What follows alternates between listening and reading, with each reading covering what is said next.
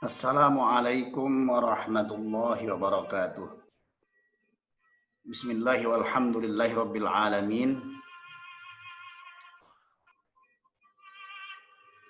Allahumma salli wa sallim wa barik ala sayyidina Muhammadin wa ala alihi wa sahbihi ajma'in.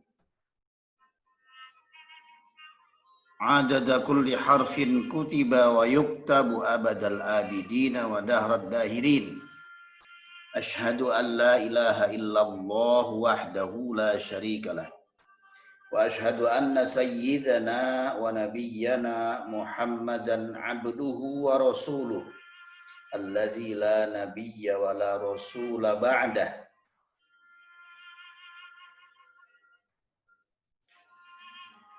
Qala ta'ala fi kitabihil karim, a'udzu billahi minasy syaithanir rajim.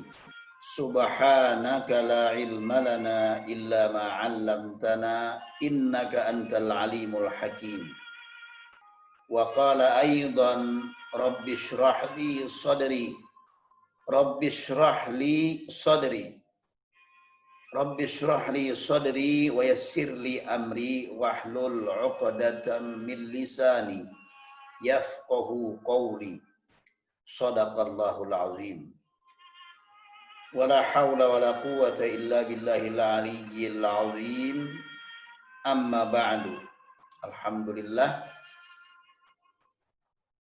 segala puji bagi Allah yang telah memberikan kepada kita kesempatan atau umur, juga diberikannya pula kepada kita hidayah untuk menuntut ilmu, menetapi atau melaksanakan kewajiban untuk menuntut ilmu setiap hari, sejak dari ayunan sampai ke liang lahat, minal mahdi ilal lahdi, yang merupakan kewajiban fardhiyah atas setiap muslim.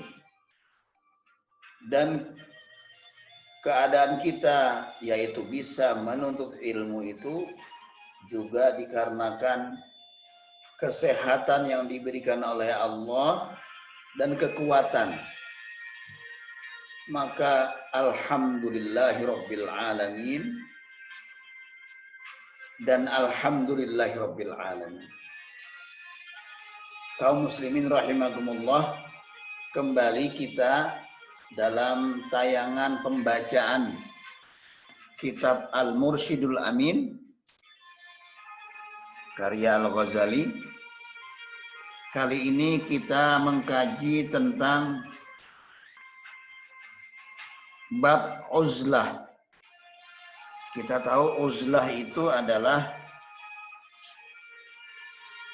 pekerjaan menyendiri atau mengasingkan diri atau memutus hubungan dengan manusia yang lain dengan tujuan fokus menghadapkan hati kepada Allah Subhanahu wa taala tanpa ada gangguan, dan ini berdasarkan bimbingan oleh guru atau mursyid, guru rohani atau mursyid,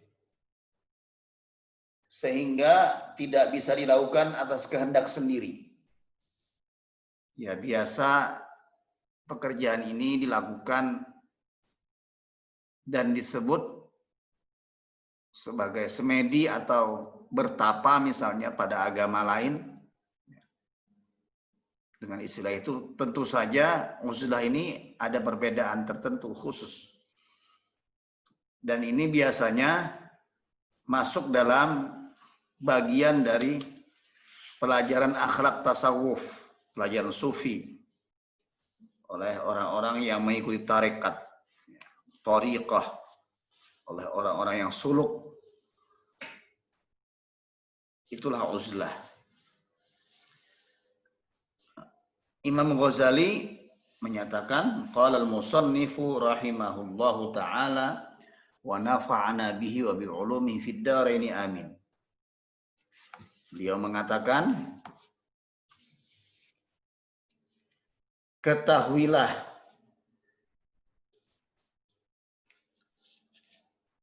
para ulama berbeda pendapat terkait uzlah. Saya ulangi.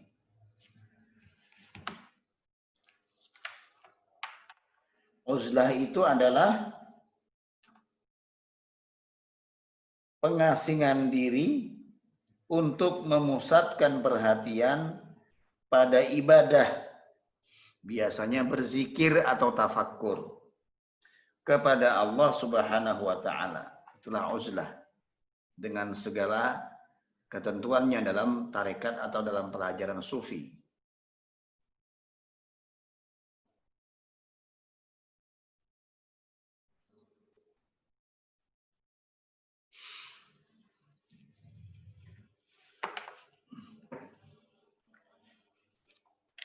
Menurut sebagian ulama, kata Imam Ghazali, uzlah itu disunnahkan. Ya, hukumnya sunnah. Maksudnya itu merupakan sunnah Rasul Sallallahu Alaihi Wasallam. Adapun ulama yang berpendapat demikian adalah diantaranya Al-Imam Sufyan Ats-Tsauri, salah seorang tokoh sufi.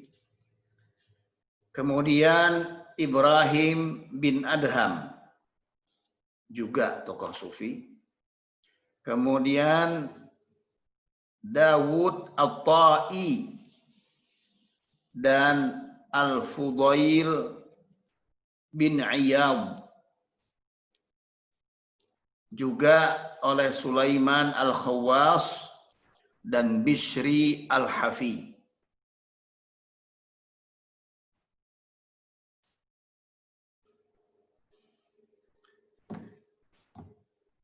Lalu kata Imam Ghazali, sedangkan mayoritas tabi'in, jumhur tabi'in,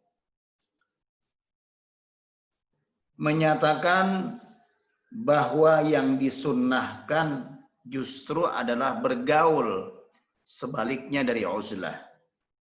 Bergaul dan memperbanyak teman untuk tolong menolong atau ta'awun, saling tolong menolong ya, dalam kebaikan dan ketakwaan. Kita pernah mendengar dalam Al-Quran ada ayat yang berbunyi wa ta'awanu 'alal birri wat taqwa wa la ta'awanu 'alal ismi wal 'udwan. Dan hendaklah kalian saling tolong atas kebajikan dan ketakwaan, dan janganlah kalian saling menolong atas perbuatan dosa dan permusuhan. Karena itulah kata mayoritas, kata jumhur tabi'in, justru yang disunnahkan adalah bergaul dengan manusia dan memperbanyak teman untuk ta'awun, saling tolong menolong dalam kebaikan dan ketakwaan kepada Allah Subhanahu wa taala.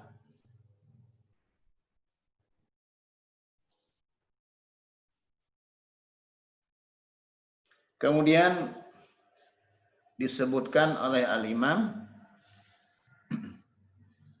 mereka para tabi'in yang mensunnahkan bergaul itu berlandaskan juga pada sebuah hadis yang menjelaskan masalah persaudaraan dan persahabatan, yaitu sabda Nabi Shallallahu Alaihi Wasallam,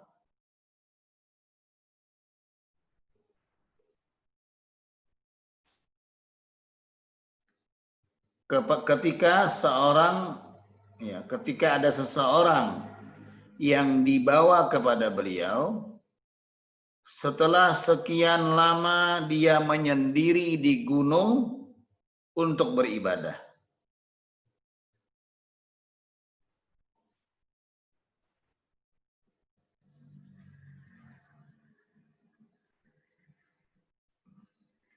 Lalu Nabi Muhammad Sallallahu Alaihi Wasallam bersabda, La taf'al, la taf'al anta wala ahadun minkum.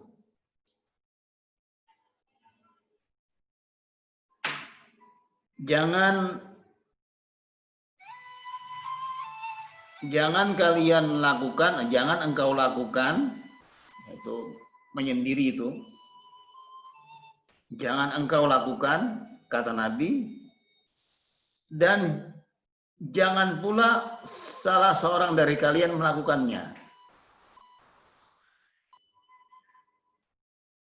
Kemudian beliau melanjutkan sabdanya, La sabru ahadikum fi ba'di mawatinil islami khairun lahu min ibadati ahadikum wahdahu arba'ina aman.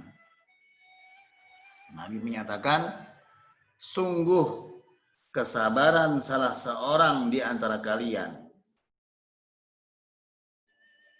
di negeri-negeri Islam itu lebih baik bagi dia daripada beribadah atau peribadahan yang dilakukan oleh salah seorang kalian sendirian selama 40 tahun.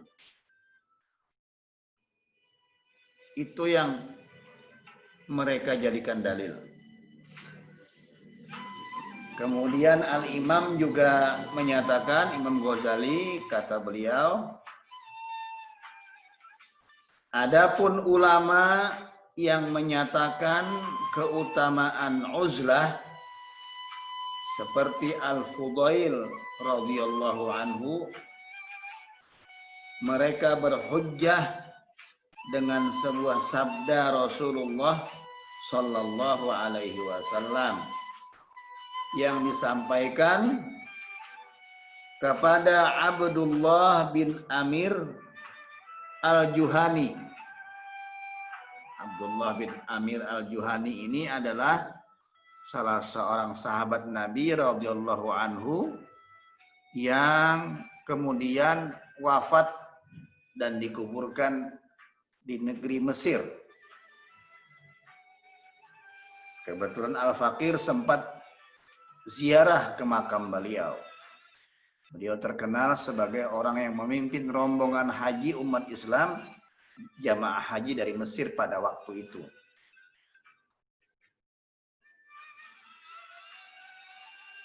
Apa sabda Nabi?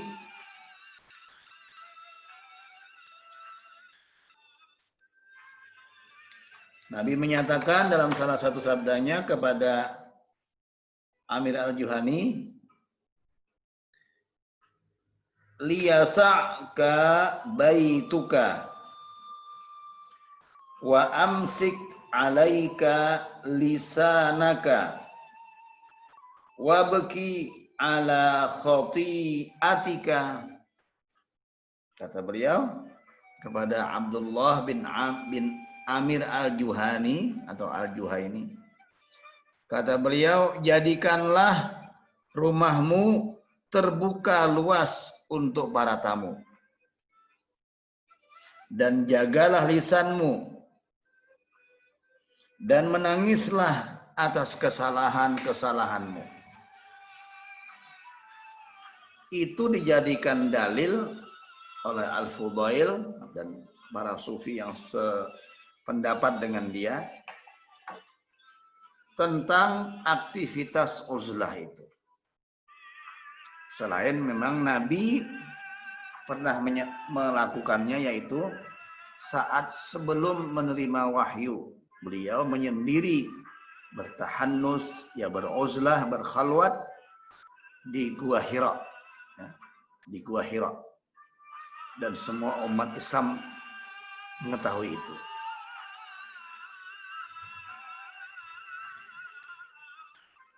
Kemudian Imam Ghazali menyatakan, dan rintangan uzlah dan juga keutamaannya adalah sebagai berikut, kata beliau.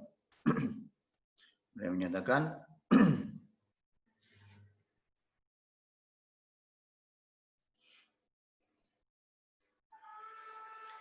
ketahuilah hukum uzlah itu beraneka ragam.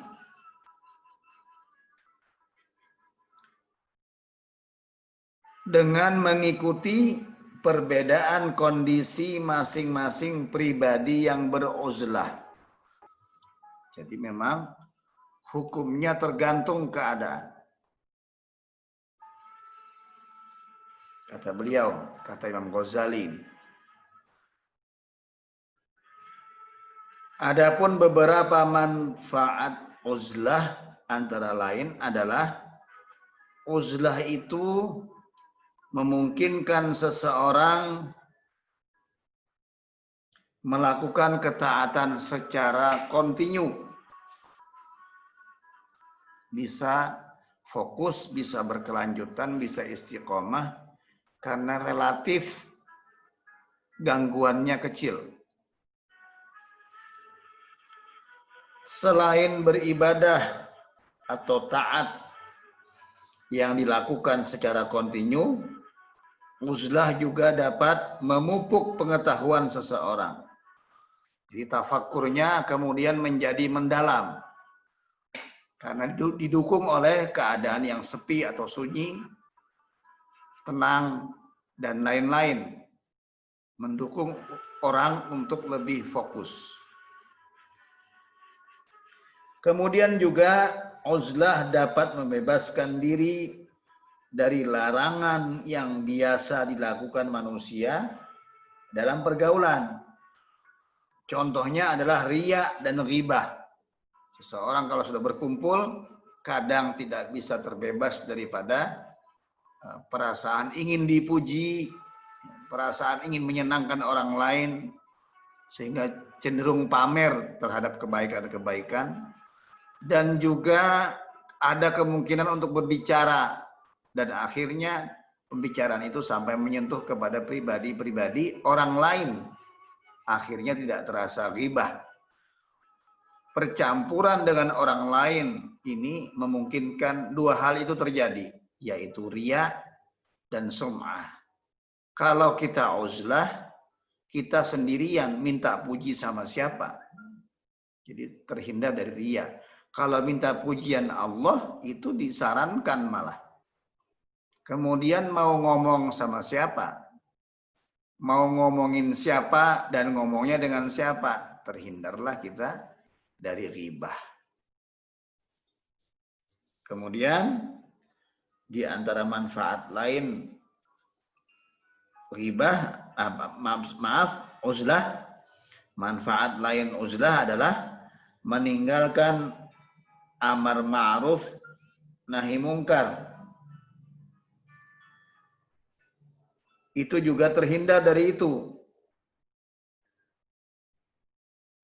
Karena kita tidak bisa meninggalkan amar ma'ruf nahi mungkar dengan beruzlah.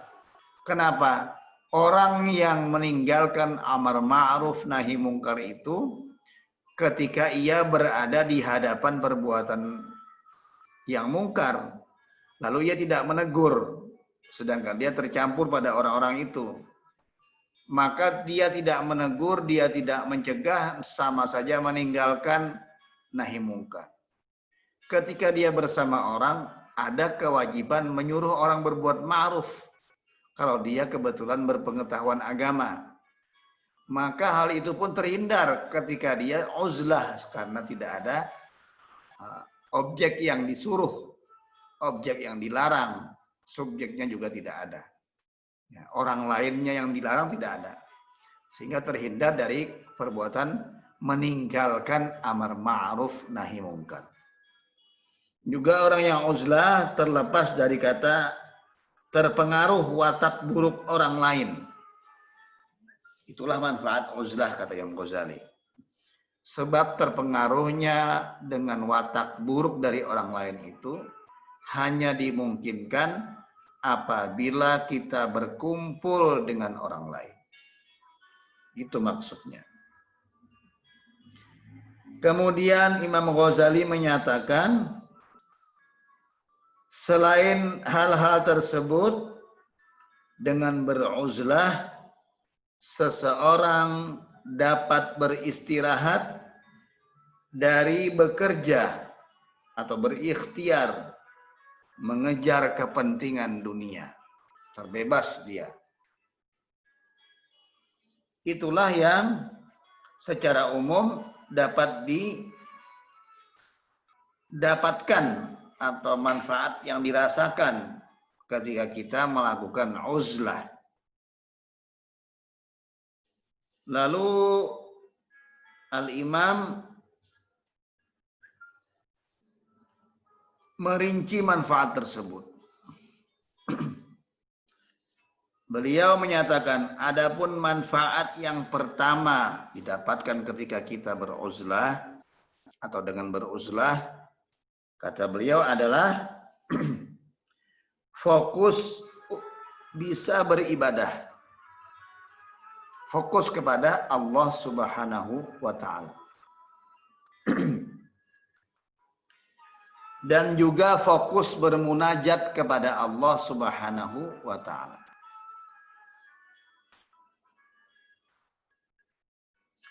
Juga bisa fokus mempelajari kerajaan langit. Malakutas sama. Itu kerajaan langit maksudnya dimensi ruhani.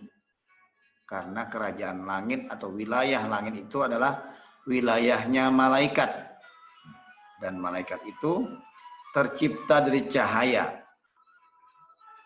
Alamnya mereka, alam malakut, hampir mirip dengan alam arwah, yaitu alam yang bisa menembus batas ruang dan waktu, lebih luas daripada alam dunia ini.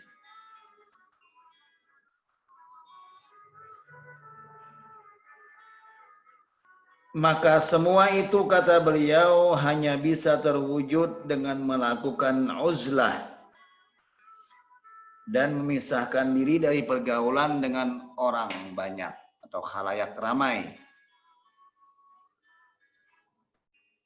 Lalu kata beliau, oleh karena itulah sebagian ahli hikmah mengatakan, seseorang tidak akan mampu berkhalwat atau menyendiri kecuali dengan bermesraan bersama kitab Allah, yakni Al-Quran.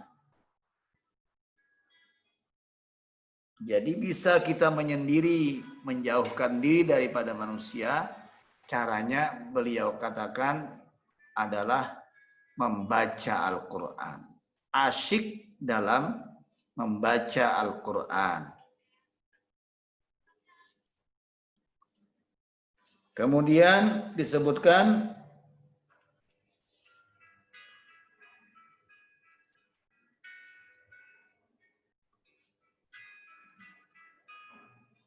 orang-orang yang memegang teguh kitab Allah adalah mereka yang mengistirahatkan lahir batinnya dari urusan dunia dengan banyak berzikir mengingat Allah.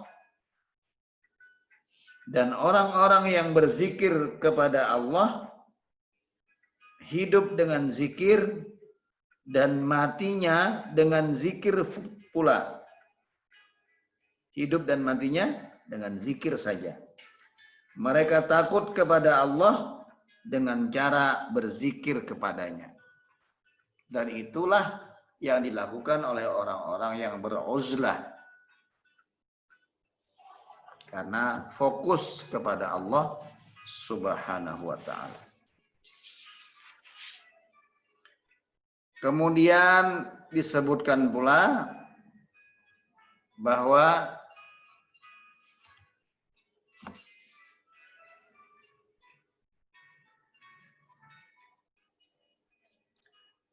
tidak diragukan lagi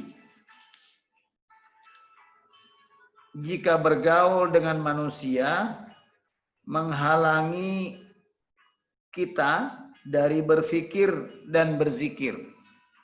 Ya, muasyarah, muamalah, terhubung dengan manusia itu pasti menghentikan zikir kita. Ya, setidak-tidaknya menjadi kendala kita untuk zikir dan fikir, untuk tazakkur dan tafakkur, merenung dan berzikir. Beda dengan ketika kita sedang sendiri. Maka begitu juga yang dialami oleh Rasulullah Sallallahu Alaihi Wasallam. Pada mulanya beliau sering menyendiri untuk beribadah kepada Allah di Gua Hira.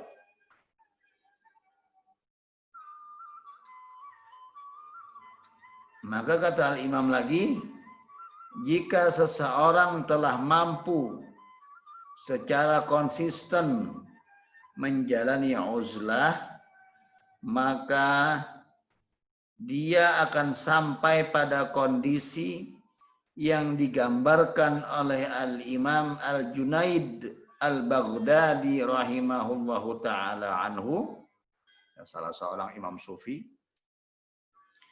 yaitu ketika beliau mengungkapkan bahwa aku berbicara kepada Allah sejak 30 tahun. Tapi orang-orang mengira aku sedang berbicara kepada mereka. Nah, kondisi itu yang bisa didapatkan oleh orang-orang yang bisa konsisten dalam beruzlah. Berapa lama orang beruzlah tergantung bimbingan guru rohaninya, guru spiritualnya. Bisa jadi 41 hari, bisa jadi 7 hari, bisa juga berbulan-bulan atau bahkan tahun, bisa jadi. Sebagai contoh, salah seorang ulama habaib seperti Al-Imam Al-Habib Muhammad bin Abu Bakar As-Saggaf yang berada di Gersik, atau Sahib Al-Gersik. Beliau konon diriwayatkan beliau itu uzlah selama 15 tahun. Kita dengar dalam cerita Wali Songo, Kanjeng Sunan Kalijogo juga menunggu kali, ya, menjaga kali itu hingga beliau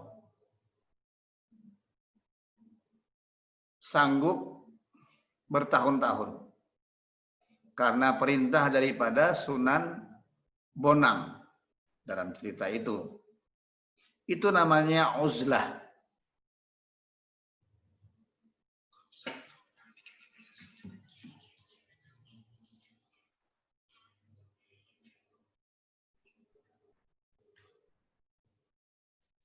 Kemudian juga dikatakan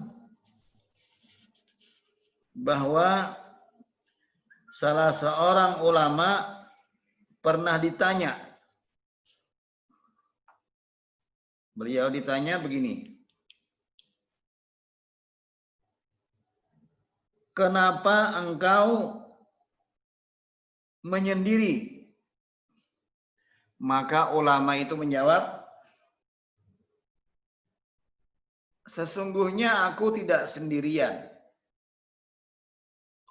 Aku ditemani Allah.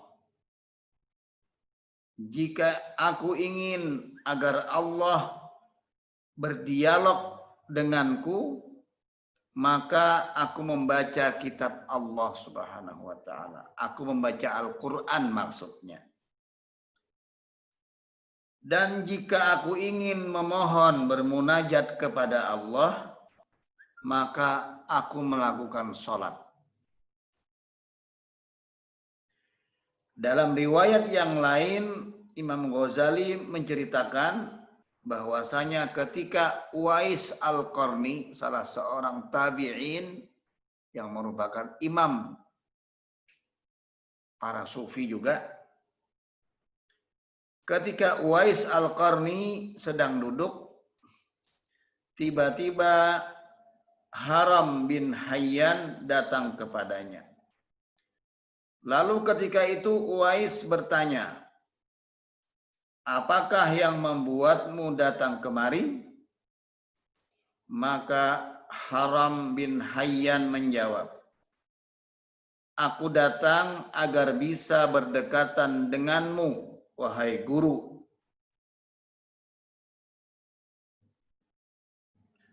Maka Uwais menjawab, "Sungguh aku tidak habis berpikir, kenapa orang yang mengenal Tuhannya justru ingin berdekatan dengan yang lain." Sindir beliau. Imam Ghazali juga mengutip Imam Al-Fudail yang mengatakan, ketika waktu malam tiba, aku merasa senang dan aku berkata, aku akan menyendiri bersama Tuhanku. Dan ketika waktu pagi tiba, aku merasa gelisah karena takut bertemu dengan orang-orang dan takut ada orang yang membuatku lalai dari Allah Subhanahu wa taala. Insyaallah.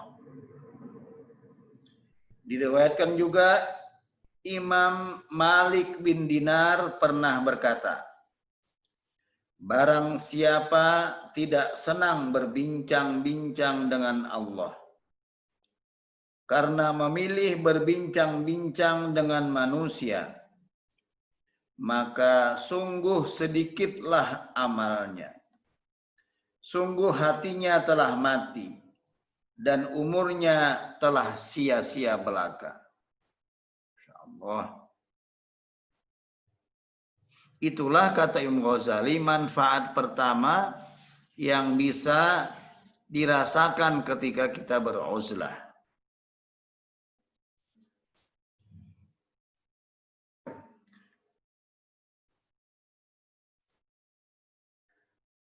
Adapun manfaat yang kedua beliau sebutkan adalah dengan beruzlah seseorang dapat terbebas dari kemaksiatan yang biasa dilakukan manusia selama bergaul, dan seseorang bisa selamat apabila ia berkhalwat.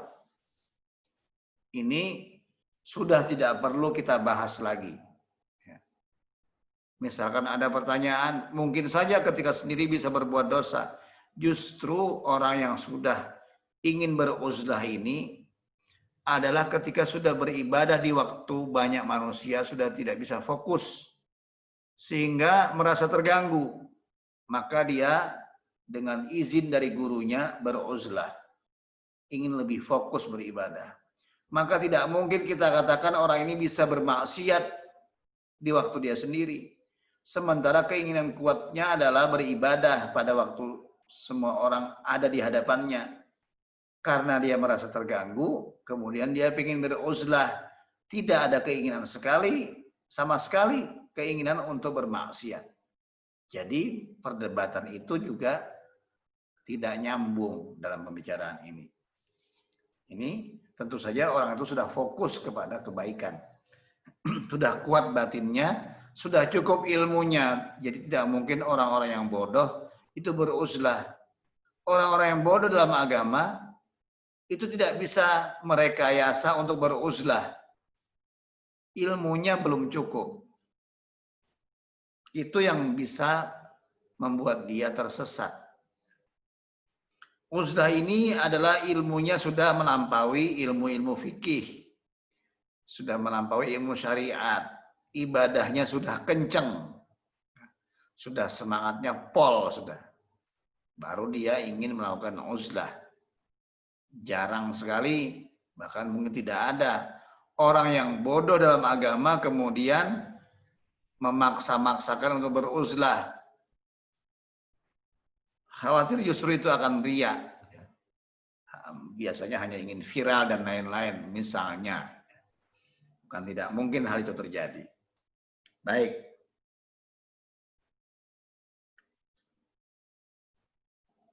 Orang yang berkholwat itu akan selamat. Maksudnya selamat dari ghibah. Selamat juga dari riya. Minta dipuji. Dan juga selamat daripada bungkam terhadap amar ma'ruf nahi mungkar. Karena sudah menyendiri tidak bersama atau berhadapan dengan perbuatan mungkar. Tidak ada kewajiban menyuruh orang berbuat ma'ruf, orangnya tidak ada bersama dia.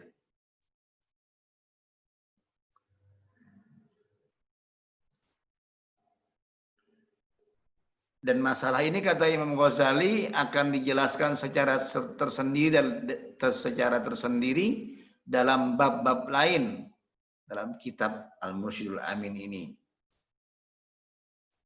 Intinya kata beliau, menghukumi salah satu dari keduanya, maksudnya menyatakan ghibah, menyatakan uzlah itu adalah sunnah, atau menyatakan yang sebaliknya dari beruzlah justru sunnah, itu tidak mungkin salah satu hukum itu dipegang, kata Imam Ghazali.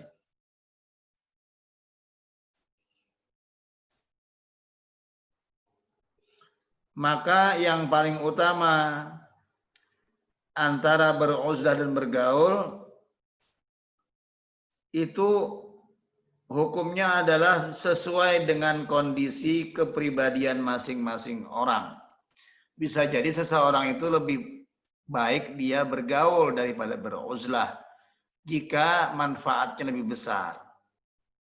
Justru seseorang mungkin lebih baik beruzlah daripada bergaul kalau bergaul itu menyebabkan dia mudarat atau kurang manfaatnya misalnya.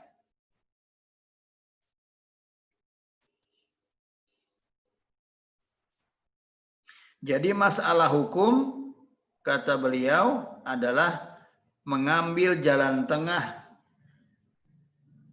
yang paling bijaksana. Dan seseorang, kalau demikian kata beliau, hendaknya ia tidak mengisolasi diri dari manusia secara total. Sampai-sampai tidak mengambil manfaat dari pergaulan sama sekali. Akan tetapi juga tidak pula terlalu sering bergaul sehingga tidak mendapatkan faidah dari uzlah. Jadi kata Imam Ghazali, ya boleh saja orang beruzlah sesudah dirasa cukup dan tentu dengan bimbingan mursyid untuk beruzlah, tapi juga tidak lantas selamanya beruzlah sehingga tidak ada manfaat yang bisa diambil dari pergaulan. Dan seseorang tetap saja bergaul dengan manusia, tapi jangan lantas juga tidak dibolehkan beruzlah sehingga tidak dapat manfaat dari uzlah itu. Kata beliau, maka dengan beruzlah seseorang itu hendaknya berniat mengasingkan diri dari keburukan pergaulan dan menghadap penuh seluruh kepada Allah dengan berzikir kepadanya. Jangan sampai ia berpanjang angan-angan hingga jiwa merasa nyaman dengan khayalan selama uzlah. Ya, jangan juga terlalu ke arah rohani saja sehingga melupakan tubuh kita yang juga hidup di dunia ini, di alam dunia. Jadi jangan banyak angan-angan, kata beliau. Cukup sederhana saja dalam beruzlah, hanya fokus kepada Allah. Misalkan dengan bimbingan mursyid kita memilih beruzlah 40 hari misalnya. Setelah itu bergaul seperti biasanya. Kemudian Al-Ghazali juga menyatakan dengan beruzlah seseorang sebaiknya berniat melakukan jihad akbar melawan hawa nafsu. Seperti yang dikatakan para sahabat sepulang mereka dari medan perang. Ketika itu mereka berkata, raja'na minal jihadil asghar ilal jihadil akbar. Kami baru saja pulang dari jihad yang kecil menuju jihad yang lebih besar, yaitu jihad melawan hawa nafsu. Maka kata al-imam, pahamilah hal ini dengan baik, niscaya engkau akan peroleh manfaatnya.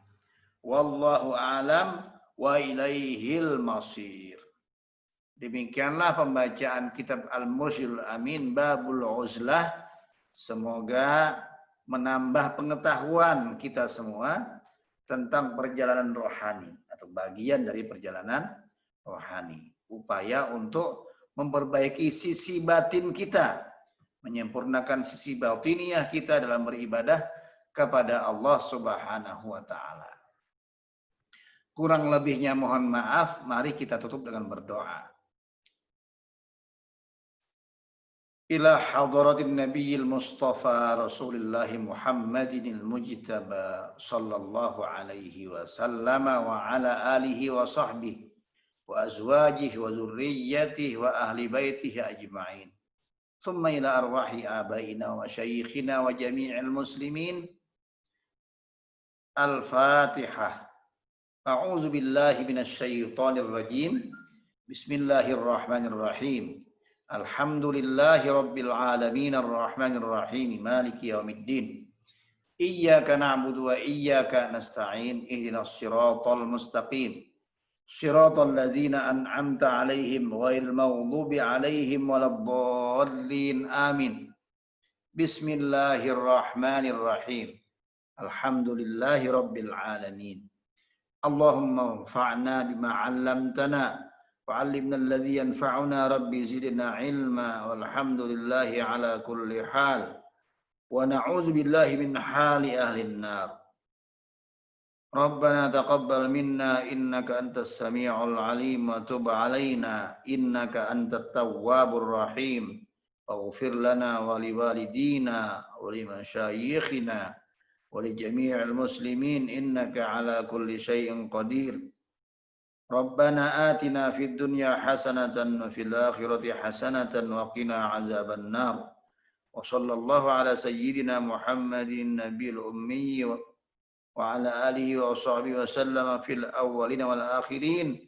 Walhamdulillahi rabbil alamin. Al-Fatihah. A'udzu billahi minasyaitonir rajim. Bismillahirrahmanirrahim. Alhamdulillahi rabbil alamin arrahmanir rahim maliki yaumiddin. Iyyaka na'budu wa iyyaka nasta'in. Ihdinas siratal mustaqim. Siratal ladzina an'amta 'alaihim ghairil maghdubi 'alaihim waladdallin. Amin. Demikianlah kaum muslimin sekalian, tayangan pembacaan kitab Al-Mursyidul Amin Babul Uzlah. Semoga bermanfaat. Silakan dinikmati tayangannya sampai habis. Kemudian silakan juga diikuti terus dengan cara di-subscribe tayangan kajian ini. Dan jangan lupa juga mohon untuk disebarkan ke teman-teman yang lain agar ini menjadi kebaikan kita semua yang mendapatkan pahala dari Allah Subhanahu wa ta'ala. Amin Allahumma amin. Hadanallahu wa iyyakum ajma'in. Wallahul muwaffiq ila aqwamit thoriq. Mohon maaf atas segala kekurangan saya. Wassalamualaikum warahmatullahi wabarakatuh.